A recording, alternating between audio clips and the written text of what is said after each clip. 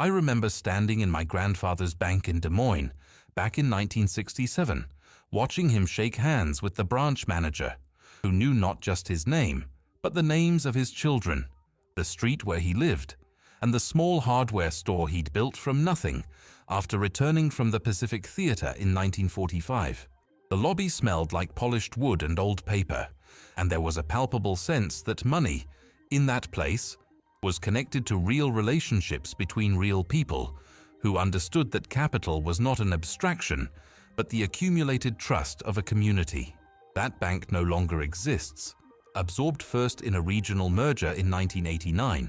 then swallowed by a larger institution in 1995, and finally disappeared entirely into one of the four massive financial conglomerates that now control more than 40% of all banking assets in the United States. What happened between that handshake in a Midwestern lobby and the algorithmic mortgage rejection letters sent to millions of Americans in 2008 is not a story of inevitable progress or mere technological evolution, but rather a deliberate architectural transformation of American economic power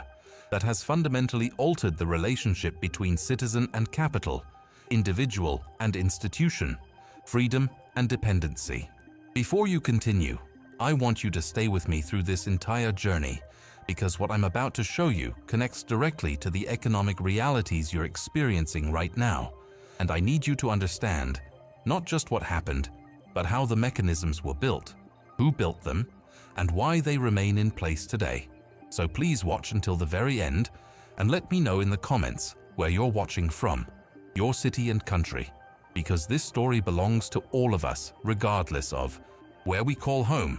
The architecture of control that shapes your access to credit, employment, housing, and economic mobility was not constructed overnight, but rather assembled piece by piece over 4 decades through a series of policy decisions that were presented to the American public as modernization, efficiency, and progress, yet consistently resulted in the transfer of economic power away from communities and individuals toward increasingly centralized institutions that operate beyond the reach of democratic accountability. Understanding this transformation requires us to examine 3 distinct but interconnected phases of consolidation that reshaped American finance between 1980 and 2008, each justified by its own crisis, each producing greater concentration of power, and each making citizens more dependent on institutions that grew larger, more complex, and more insulated from consequence with every passing year. The first phase began with the Depository Institutions Deregulation and Monetary Control Act of 1980, signed by President Carter and expanded under Reagan, which fundamentally dismantled the regulatory framework that had governed American banking since the Great Depression.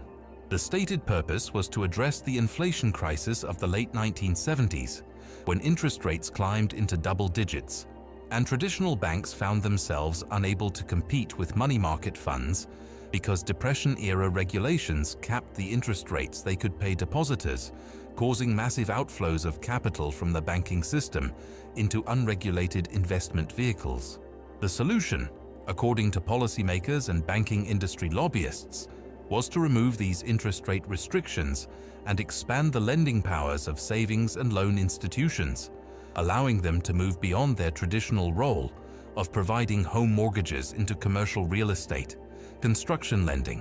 and speculative investments. The insurance limit on deposits was raised from $40,000 to $100,000 per account, ostensibly to protect ordinary savers, but in practice creating a massive moral hazard by allowing institutions to take extraordinary risks with federally insured deposits. What followed was not the promised era of competitive efficiency, but rather one of the largest financial disasters in American history, the savings and loan crisis, which saw approximately 1/3 of all S&L institutions fail between 1986 and 1995, costing taxpayers an estimated $160 billion in bailouts and resolution costs. The crisis was driven by precisely the kind of reckless speculation that Depression-era regulations had been designed to prevent, as newly deregulated thrifts poured money into commercial real estate ventures, junk bonds, and development projects that enriched insiders while leaving depositors and taxpayers to absorb the losses when the schemes inevitably collapsed. The response to this crisis, paradoxically, was not to restore the regulatory safeguards that had been removed, but to accelerate consolidation, allowing healthier institutions to acquire failing ones and creating the precedent for banks that were too large, too interconnected, and too politically influential to be allowed to fail. Between 1980 and 1999, the number of banking institutions in the United States fell by more than 50%, declining from approximately 18,000 separate entities to fewer than 9,000, while the largest 25 banking organizations accounted for only 11% of merger activity, but acquired roughly 45% of all banking assets. This was not organic market evolution, but engineered consolidation, facilitated by regulatory agencies that systematically approved mergers and acquisitions while rejecting applications from smaller community institutions, and supported by Federal Reserve policies that provided cheap capital to large institutions while allowing community banks to struggle under the weight of compliance costs that consumed proportionally more resources the smaller the institution. The differential profitability of the largest banks rose in direct correlation with the pace of consolidation, meaning that the bigger these institutions became through acquisition, the more they outperformed smaller competitors, not because of superior service or innovation, but because of structural advantages embedded in the regulatory and monetary system itself. The second phase of consolidation accelerated through the 1990s and culminated in the passage of the Gramm-Leach-Bliley Act in November 1999, which President Clinton signed into law despite warnings from senators, including Byron Dorgan, who predicted that within 10 years Americans would look back and regret the decision, and Paul Wellstone, who called the legislation an invitation to fraud and abuse. The act formally repealed the most important provisions of the Glass-Steagall Act of 1933, which had separated commercial banking from investment banking and insurance underwriting, creating institutional barriers designed to prevent conflicts of interest and protect depositors from speculative risk. Glass-Steagall had been enacted in response to the bank failures of the Great Depression, when commercial banks had used depositor funds to speculate in securities markets, creating catastrophic losses that destroyed the savings of millions of ordinary Americans and nearly collapsed the entire financial system. For 66 years, that separation had provided a measure of stability, ensuring that the banks where working families kept their paychecks and life savings were not gambling those deposits on Wall Street speculation. The repeal of Glass-Steagall was not demanded by ordinary citizens, but by financial industry executives who saw enormous profit potential in combining commercial banking, investment banking, insurance, and securities trading under single corporate structures, and by politicians who received substantial campaign contributions from those same institutions. The justification offered to the public was modernization and global competitiveness, the claim that American financial institutions needed to grow larger and more diversified to compete with foreign banks that faced fewer regulatory restrictions. But the real motivation was the profit opportunity created by combining federally insured deposits with high-risk securities trading, allowing institutions to gamble with ordinary people's money while knowing that catastrophic losses would be absorbed by taxpayers through deposit insurance and emergency bailouts. Within months of the Act's passage, massive mergers began reshaping the financial landscape, creating institutions so large and complex that their internal risk management systems could not track their own exposure, let alone allow regulators or the public to understand what these entities were doing with trillions of dollars in assets and liabilities. The consolidation that followed was staggering in both pace and scale, as the financial sector moved from relative diversity to extreme concentration, with a handful of institutions controlling the majority of deposits, mortgages, credit cards, investment accounts, and insurance policies in America. By 2007, the 5 largest banks controlled more than 40% of all banking assets, and the 10 largest controlled nearly 60%, creating institutions whose failure would indeed threaten the entire global financial system. Between the repeal of Glass-Steagall in 1999 and the financial crisis of 2008, American finance entered what historians will likely recognize as one of the most reckless periods of speculation in economic history, enabled by the removal of regulatory barriers and facilitated by new financial instruments that distributed risk so widely and opaquely that no one, including the executives running these institutions, truly understood the exposure they had created. The shadow banking system expanded exponentially, with investment banks, hedge funds, and special-purpose vehicles creating synthetic securities based on mortgages, auto loans, credit card debt, and other consumer obligations, slicing and repackaging these obligations into collateralized debt obligations and credit default swaps that were sold to pension funds, insurance companies, and other institutional investors worldwide. The ratings agencies, paid by the institutions creating these securities, assigned AAA ratings to instruments that were fundamentally composed of subprime mortgages extended to borrowers with no realistic ability to repay, creating the illusion of safety while channeling trillions of dollars into a housing bubble that would inevitably burst with catastrophic consequences. The technology that made this possible was not artificial intelligence or quantum computing, but rather deliberate opacity,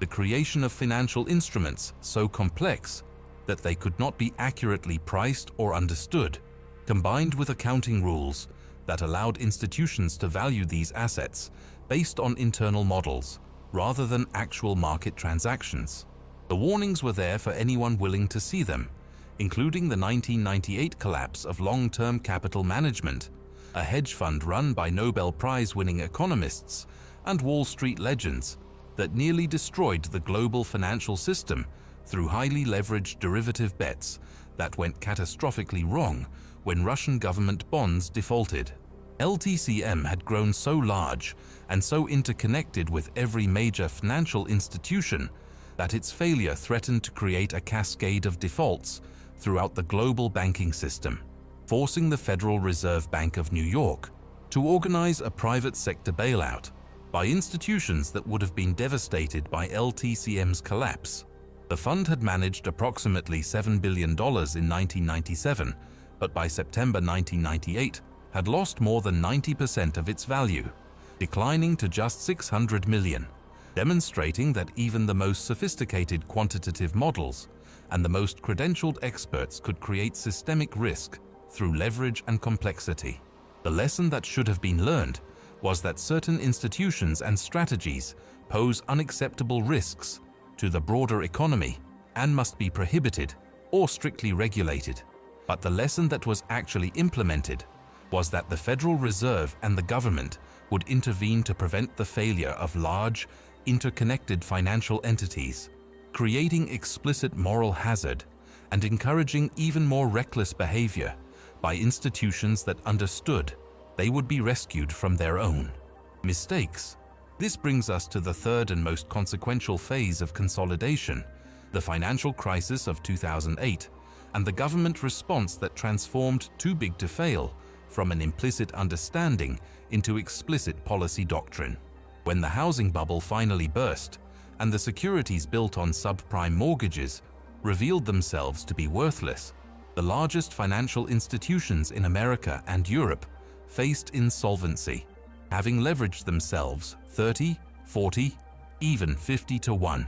meaning that a relatively small decline in asset values wiped out their capital entirely. Bear Stearns collapsed in March 2008 and was absorbed by JP Morgan Chase in a government-facilitated acquisition. Lehman Brothers filed for bankruptcy in September 2008, triggering a global financial panic, and within weeks, the government had committed trillions of dollars to prevent the complete collapse of the financial system through direct capital injections, asset purchases, debt guarantees, and emergency lending facilities. The official narrative was that these interventions were necessary to prevent a second Great Depression, to protect ordinary Americans, whose jobs and savings depended on a functioning financial system. But the actual implementation of the bailouts revealed a different priority structure, with institutions receiving hundreds of billions in capital at below-market rates, while millions of homeowners lost their properties to foreclosure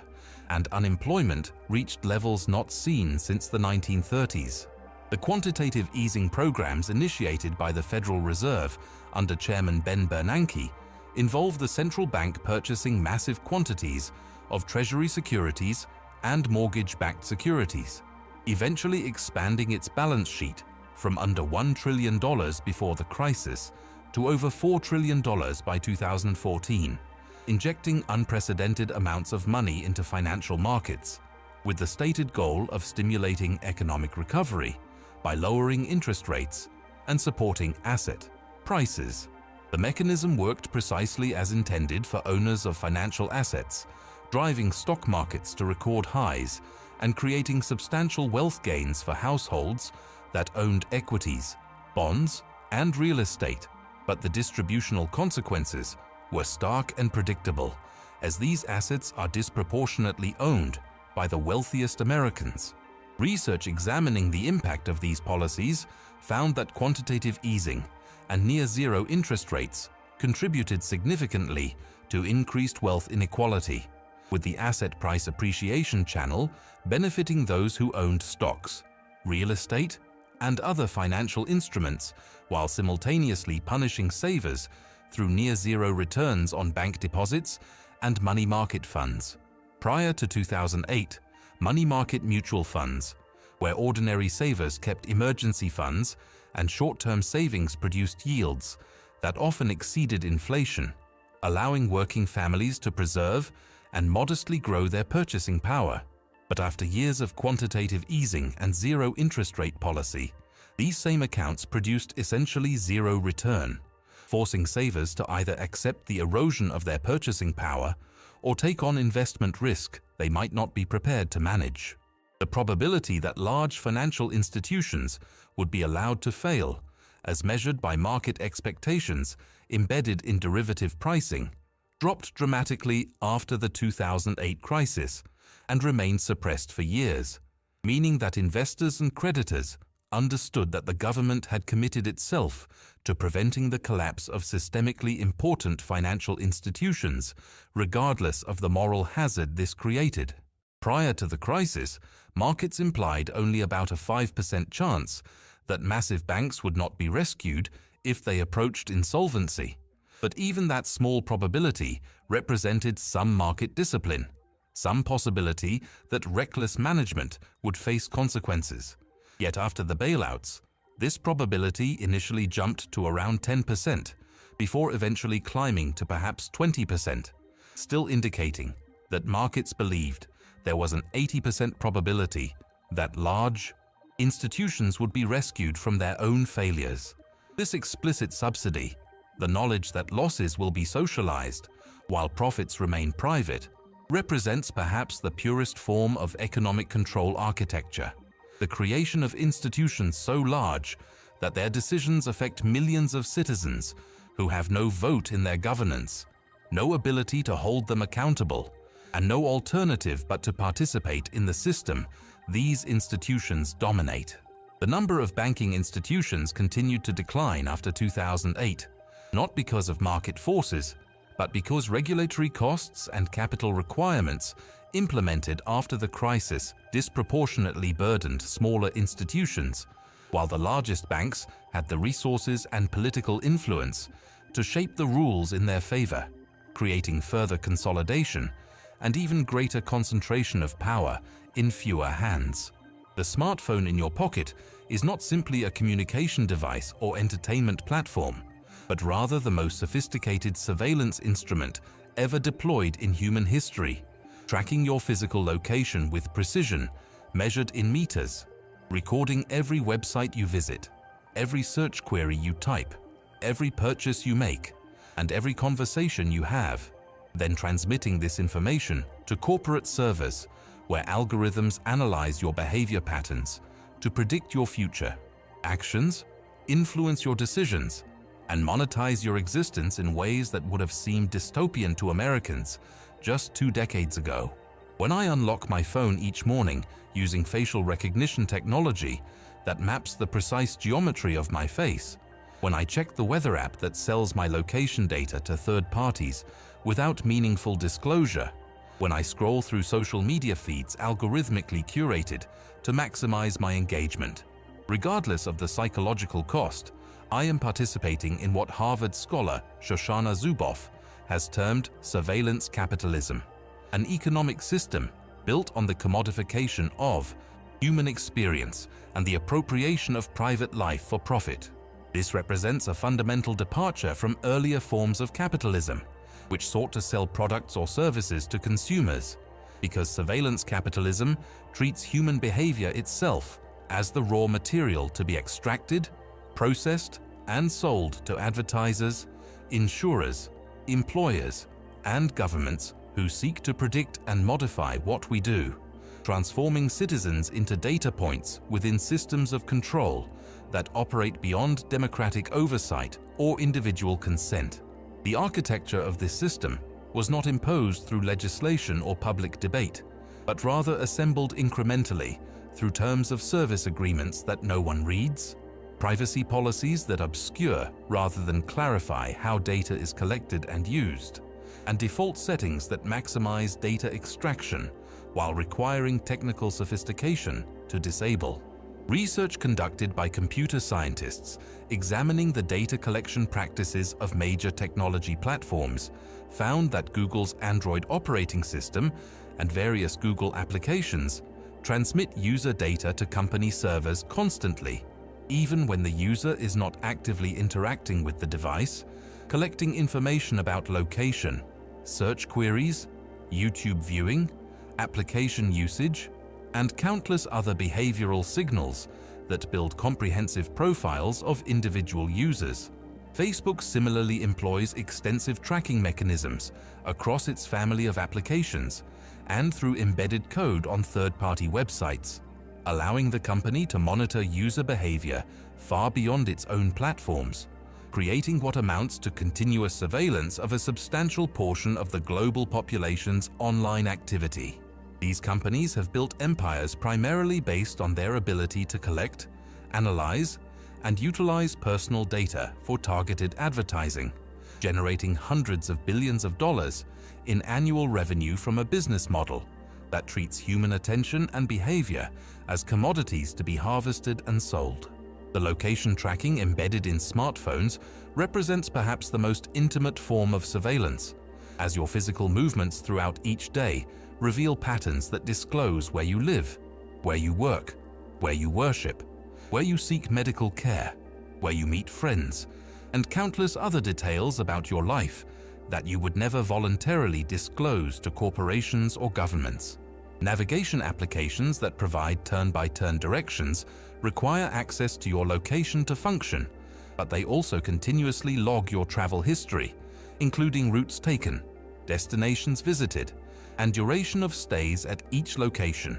information that is transmitted to remote servers and can be sold to third parties or provided to law enforcement agencies. Weather applications, retail shopping apps, social media platforms, and countless other mobile applications request location permissions with vague justifications about improving services or personalizing experiences. But the actual purpose in many cases is to build detailed profiles of user behavior that can be monetized through advertising or sold as datasets to companies that specialize in consumer analytics. A lawsuit filed by the Los Angeles City Attorney's Office in 2019 alleged that a popular weather application tracked users' movements second by second and sold this data to third parties, with information about data selling hidden in privacy policy sections that the vast majority of users never read. The aggregation of location data from multiple sources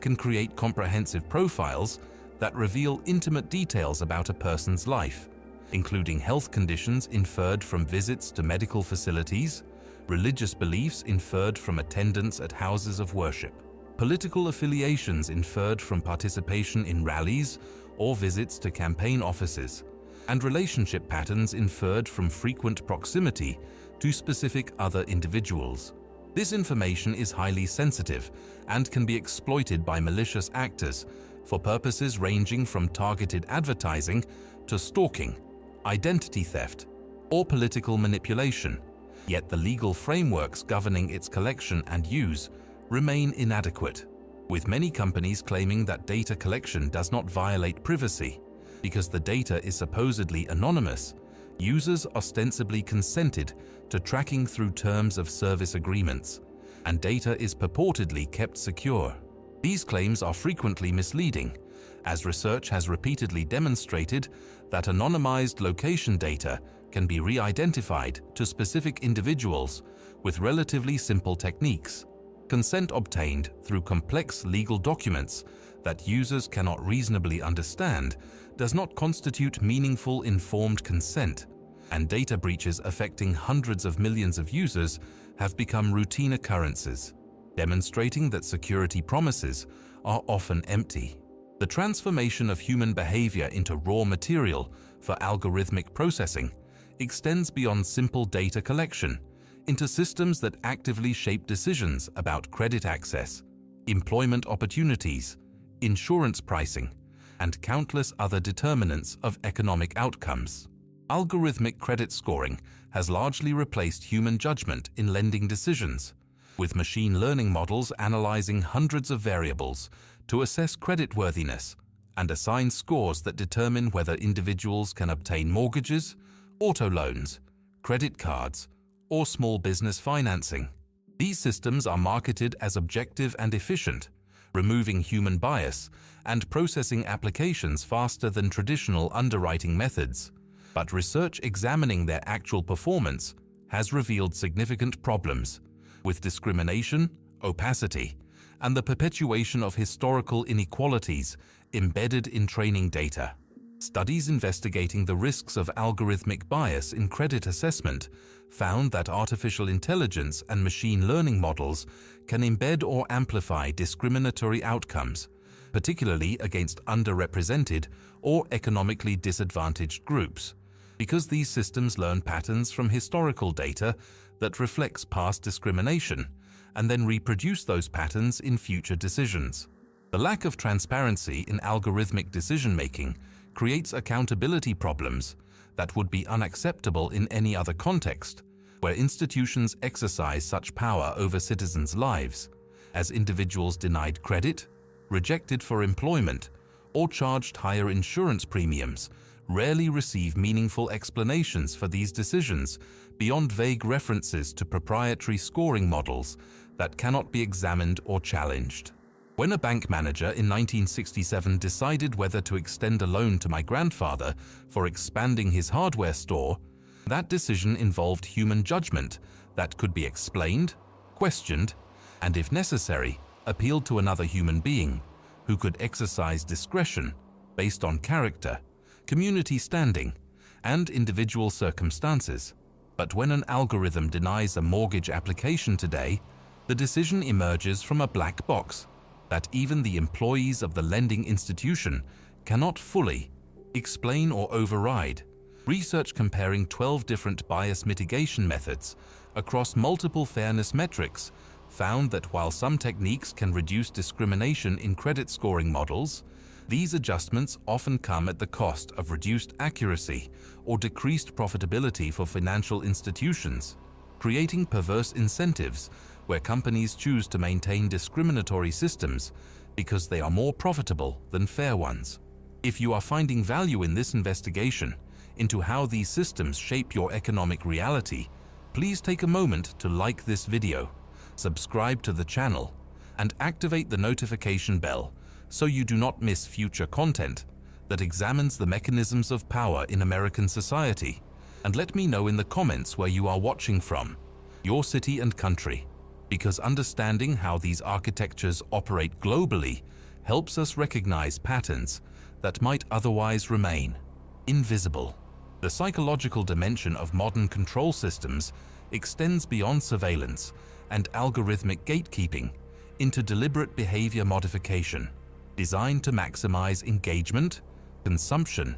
and dependency. Social media platforms employ teams of psychologists, neuroscientists, and user experience designers whose explicit purpose is to make these applications as addictive as possible, using techniques derived from gambling industry research about how intermittent reinforcement schedules create compulsive behavior patterns that users cannot easily stop, even when they recognize the harm being caused. Silicon Valley insiders have publicly acknowledged that social media companies deliberately design their products to be addictive for financial gain, as the business model depends on maximizing the time users spend on platforms viewing advertisements and generating behavioral data that can be sold to third parties. The components model of behavioral addiction identifies 6 characteristics shared by all addictive behaviors, specifically salience, where the activity dominates thinking;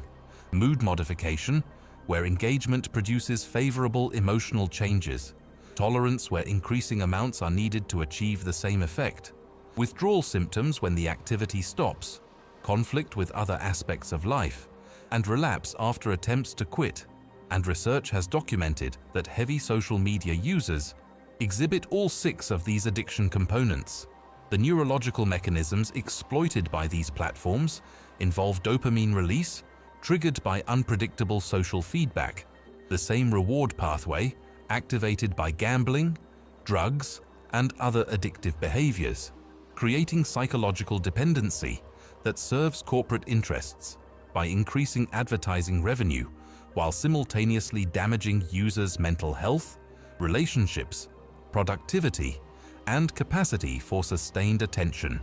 Cognitive behavioral therapy has demonstrated effectiveness in treating social media addiction by helping individuals identify and alter unhealthy thought patterns and behaviors associated with their online activities. But the fact that clinical intervention is necessary to help people escape from deliberately addictive products designed by corporations for profit reveals the extent to which these systems constitute architectures of control rather than neutral technologies that individuals freely choose to use. The cultural consequences extend beyond individual psychology into broader patterns of consumption, debt, and economic dependency that characterize contemporary American society, where constant exposure to aspirational marketing and algorithmically curated content showing idealized lifestyles creates perpetual dissatisfaction and status anxiety that drives consumption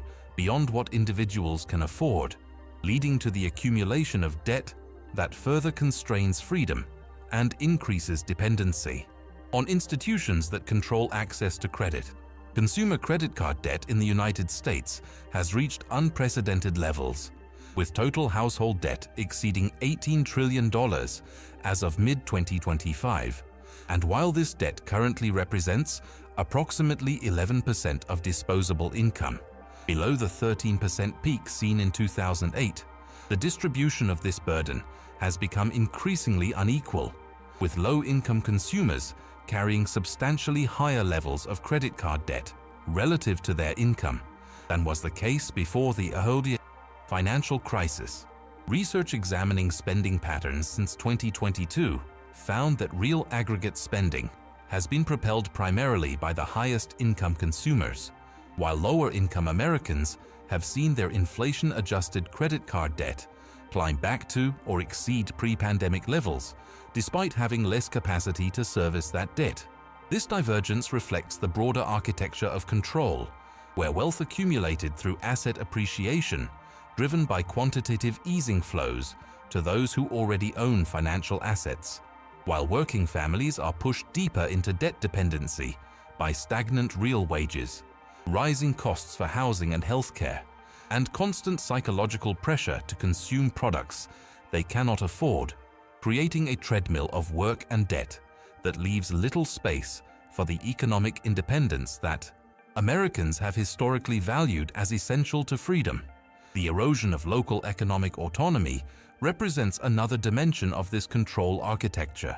as the consolidation that transformed banking and finance has similarly reshaped retail, food service, healthcare, and virtually every other sector of the economy, replacing locally owned businesses embedded in community relationships with standardized chain operations controlled by distant corporate headquarters and private equity firms. The proliferation of chain stores has weakened local economies, eroded community character, and impoverished civic and cultural life by replacing the diversity of independent businesses with the sameness of corporate franchises that extract wealth from communities rather than circulating it locally. Multiple cities have adopted land use regulations to limit chain store proliferation in efforts to preserve downtown character and protect independent retailers, with measures defining chains as businesses with multiple locations exhibiting standardized logos,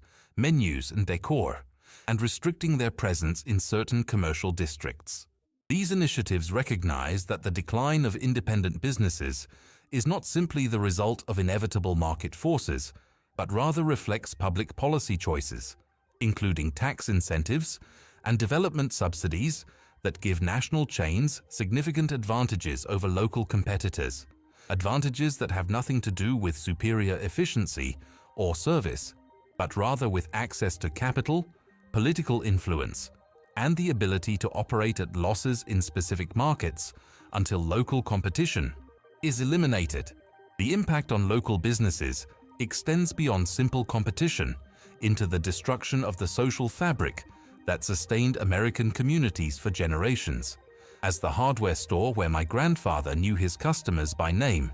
and extended informal credit based on personal relationships has been replaced by big box retailers where employees are interchangeable, customer service is scripted, and decisions about inventory, pricing, and operations are made by algorithms operating in distant corporate offices without any connection to local needs or circumstances. The rise of massive online retailers and their fulfillment centers has accelerated this process, with clear negative effects on nearby retailers and their employees, creating ripple effects throughout local economies as each closure reduces foot traffic, decreases commercial property values, and eliminates not just jobs, but the informal networks of support and mutual aid that characterized community life before consolidation transformed most commerce into standardized transactions mediated by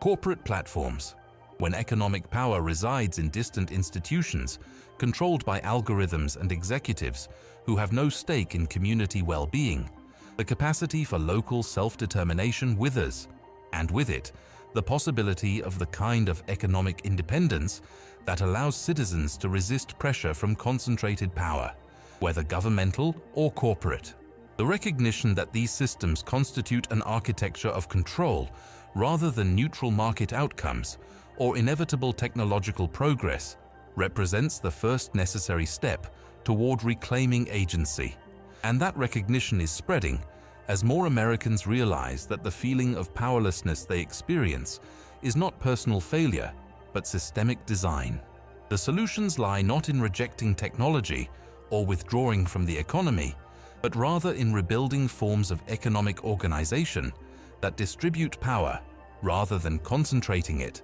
that operate transparently rather than through algorithmic black boxes, and that serve community needs rather than maximizing returns for distant shareholders. Financial literacy that allows individuals to understand how credit systems work and how to navigate them consciously. Digital sovereignty through the use of privacy tools and conscious platform choices that minimize data extraction. Support for local businesses and institutions like credit unions that keep capital circulating within communities rather than extracting it to distant headquarters. And political engagement demanding transparency and accountability from both corporations and government agencies represent actionable pathways grounded in American traditions of resistance to concentrated power and commitment to individual liberty. The history I have witnessed over 6 decades teaches that systems of control are neither inevitable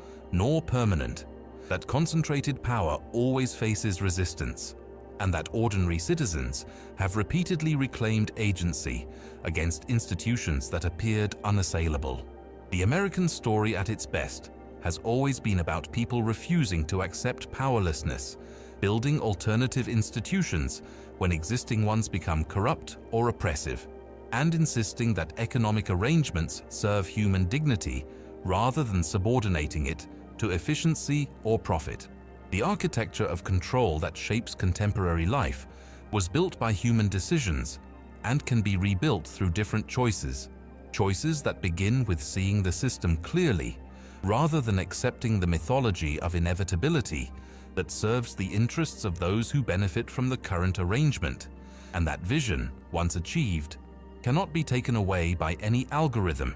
any corporation, or any distant institution that claims authority over your life.